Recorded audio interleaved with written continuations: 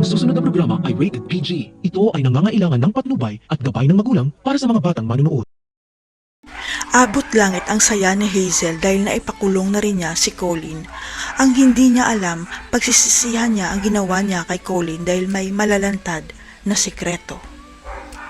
Wala nang magawa si Felma at Manuel dahil nasa kulungan na ang anak nila at ang tanging magagawa na lang nila ay maghintay na sana maaprubahan ang bail ni Colin. Pero sa isip ni Manuel, kung hindi makakalaya pansamantala ang anak niya, isasakripisyo niya ang sarili niya dahil kakausapin niya si Hazel at ibibigay ang kagustuhan nito.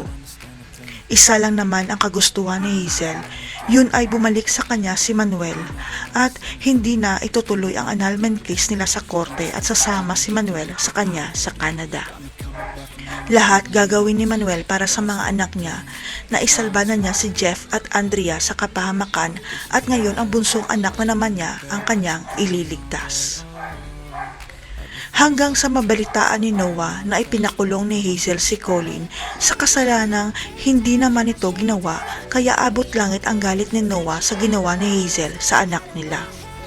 Dahil ang hindi alam ng lahat, hindi pala totoong anak ni Felma at Manuel si Colin dahil inampun lang nila ito matapos iwan ng nanay niya sa ospital na pinagtatrabahuan ni Miles.